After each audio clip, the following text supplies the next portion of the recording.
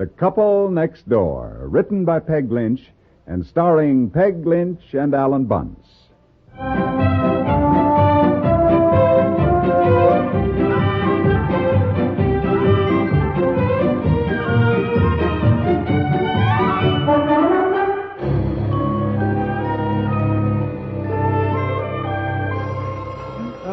Can you get it? I can't find the car keys. That's something new. Yeah, I never Hello? knew it to fail, honestly. No, I'm still at home here, Francis. I could swear I left them right there. Well, it was due Monday. I wish... Yeah, that's right. Oh, here they are. Look, I gotta run along. Yeah, Francis, can you Honey. hold on? Oh, all right. I gotta go. Thanks for calling. No, we don't care either one. Yes, we do. I want a boy or a girl. Or twins or triplets. Goodbye, Francis. Nothing else. Listen, dear, Huh? I'd kind of like to have the car myself today. Car? Why? Yeah. Well, I thought if I had the car, I could drive Aunt Martha around a bit. I don't know what to do with her. Oh, well, darling, I wouldn't drive too far away, you know. I mean, if you'd stay somewhere in the vicinity of the hospital, I'd feel a lot easier. Silly. You sure it's all right for you to be driving the car? Oh, yes, dear. Aren't you going to be late for work? Oh, no, I got plenty of time. Anyhow, I'm taking the bus. I'm going to leave the car for you two. Hey, drive out to the new house. And, Martha, wouldn't you like to see where we're building? Oh, yes. Of course, why you go to all the expense of building when you have a nice, practical house right here? Oh. Yeah, well, we wanted to. That's all. Goodbye, Betsy Kinson. Do I get a kiss? Come here. Yes. Mwah. Well, I hope so. Can I drive out there too, Mommy? And can I take Mary Lou? She's never seen our new house either. Well, all right. You run down to Kendall's and ask Mrs. Kendall, then. It's Mary... Oh, Oh, you think darling. everybody we know couldn't wait until this baby arrived? That makes the fourth call already this morning. Oh, you poor thing. Now, I'll get it. Hello. Yeah. I'll go with Mrs. Kendall if Mary Lou Yes. can go with us. Fine, dear. You run along. Oh, hello, Nancy. No, she hasn't had it yet. Oh, dear. I'm sure she will, though. You know, it took efficiency engineers years to discover what CBS Radio's daytime listeners have always known. Entertainment makes any day's work go faster. You can speed up your own daily routine and enjoy life more at the same time by listening to our many enjoyable daytime programs on CBS Radio.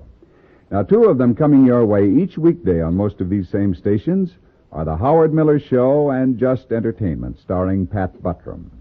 Howard Miller, as you probably know, is an expert on popular music. He keeps you right up to the minute with the brightest new songs. He plays tunes for you that have all the earmarks of becoming hits long before they're discovered elsewhere. Pat Buttram and his gang are experts at the art of relaxation, too. Their songs are always refreshing. Their humor is quiet but funny. So make your day's work easier. Join Howard Miller and the Pat Buttram gang regularly on CBS Radio.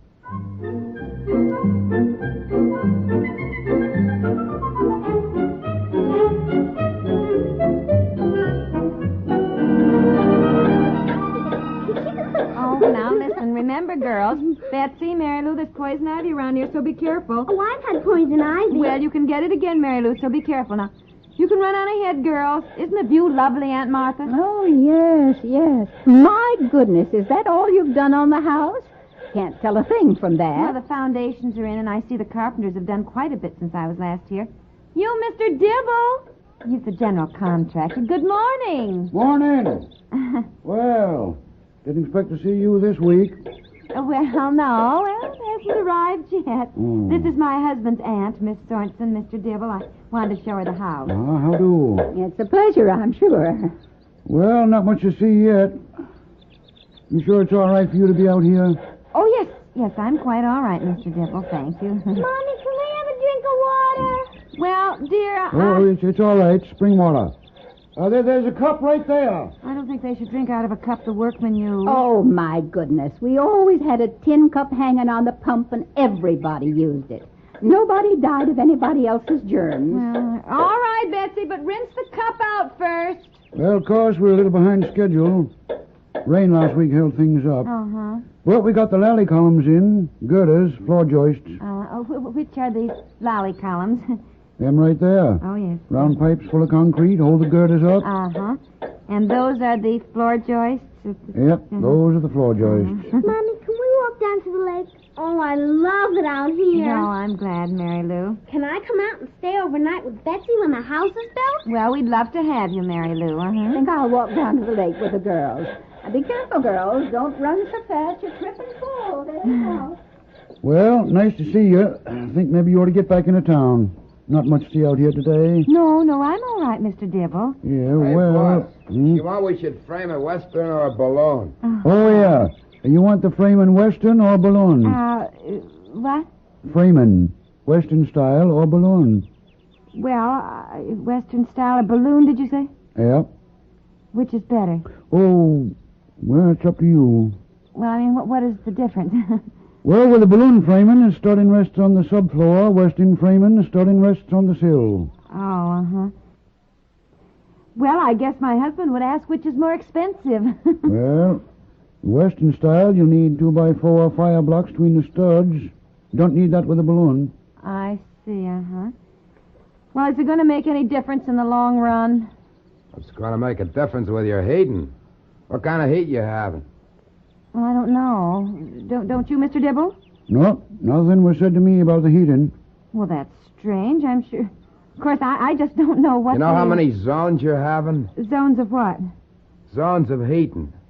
If they have a two-pipe, two-zone system, they probably figured on 130,000 BTU, don't you think? Oh, no. Well, of course, I say I don't know, but... Well, I do know with a house this size, they're going to need at least 150,000 BTU. See, we got to know whether you're having hot air, water, steam, radiators, or cast iron baseboard. Well, what was all this 150,000 business? I mean, that's... Well, that's a BTU. Well, what is a BTU? Well, that stands for... Let's see, BTU. Oh, British Thermal Units. British? Yep. British? Well, why don't we use American ones? How's that? I'm sure that the architect, Mr. Rogers, my husband, did not plan on having anything imported. Well, I'm sure imported things must be much more expensive. Now, don't you do a thing until I talk to him, Mr. Dibble, and I will check with him right away. Now, what did you say they were again? British what? Thermal Unit. Thermal units. Well, I will check on it and see if we can't use the American. Goodbye, Mr. Dibble. Girls! Aunt Martha, now come on, get in the car. We've got to get back. Got to talk to Look Daddy here, is right she away. kidding? Nope. Come on. I didn't think they come that dumb outside of the movies. Oh, yeah, they come that way. You meet 'em when you're building a house. No sense trying to explain. They don't believe you. Think you're trying to put one over on 'em. Nope, nothing to do but hold up on everything while she checks on it. And I figured she ought to get back to town anyhow. That baby makes me kind of nervous.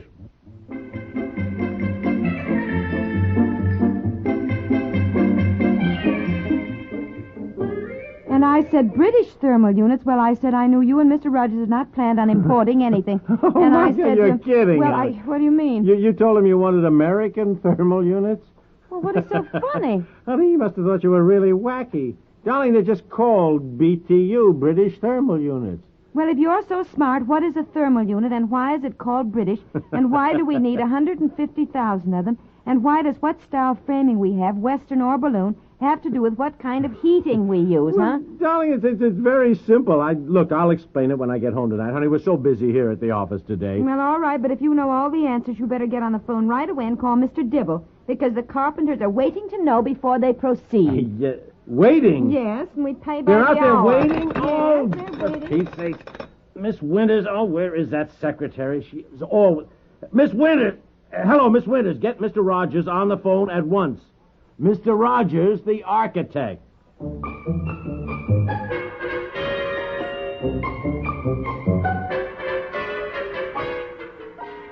Well, I really ought to go out and help Aunt Martha with the dinner dishes. No. Now, she told you to sit down, so you sit down. Mr. Rogers, a cigar? Oh, thank you. Very delicious dinner. Oh, thank you. I wish you'd explain about thermal units again, Mr. Rogers. I still don't understand them. It's very simple, really. Well. Of course, as I said, it's a good thing I happened to drive out there right after you left this morning and got it all straightened out with Dibble. He must think I'm as dumb as a doornail. No. Got a kick out of it. Yeah, I'll bet. Yeah, he kept laughing and saying, American thermal units. Oh, really? It's pretty funny. Because I don't know what I'm laughing at. I don't understand it either. Oh, honey. It certainly was a wonderful dinner. Oh, Aunt Martha has cooked and cooked since she's been here, and she gets so excited over all our modern appliances. She's had trouble with the dishwasher, the garbage disposal. She overloads and blows fuses. Yeah, it'd be pretty funny if it weren't so costly. Last night she dropped a plastic-handled knife down into the dishwasher, so that doesn't work. Yeah. Sounds like my Aunt Harriet. Oh, really? Well, about the thermal unit. Yes. You see, a British thermal unit is equal to 778 calories. Mm-hmm. And a calorie is the amount of heat needed to raise the temperature 1 liter from 14.5 to 15.5 degrees centigrade. Now, actually, the Yeah? Excuse me, but what is all that stuff floating in from the dining room? What? Good heavens, I don't know. Looks like soap bubbles. Oh, my... Aunt Martha! Oh, what has she done now?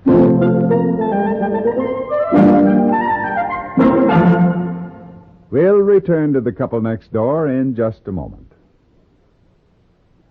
Confidence men, hijackers, and other unsavory characters you wouldn't want to meet in real life provide the material for one fascinating drama after another on CBS Radio's FBI and Peace and War and Indictment. You couldn't be in better company, however, than you are each Sunday as CBS Radio presents our FBI and Peace and War and Indictment dramas, because these are hard-hitting stories of the law in action. They expose the evil that men do without pulling punches, without romanticizing. But even more important, they demonstrate how effectively our laws can operate. On the FBI and Peace and War, you hear action-packed tales of federal agents at work. Indictment describes an assistant district attorney's fight against crime. Both are inspiring and thrilling accounts of man's dedication to justice. Hear them every Sunday on CBS Radio as they come your way on most of these same stations.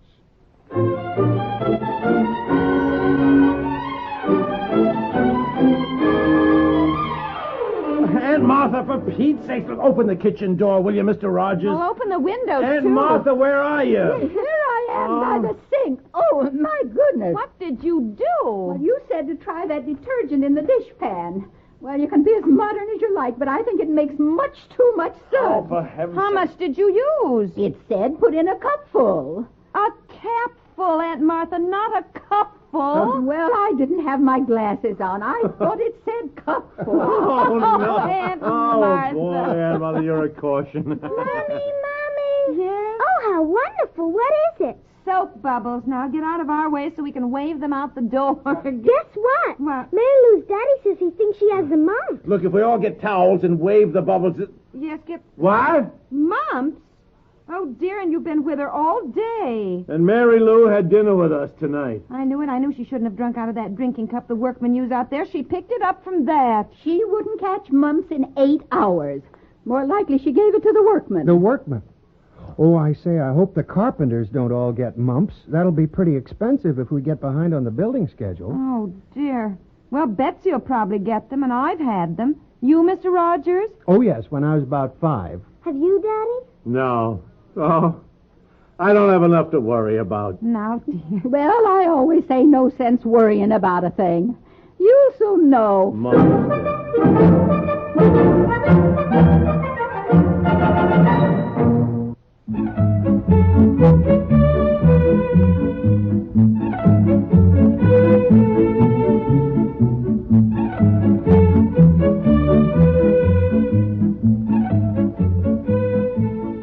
The Couple Next Door is written by Peg Lynch and stars Peg Lynch and Ethel and Bunce. The Couple Next Door is produced by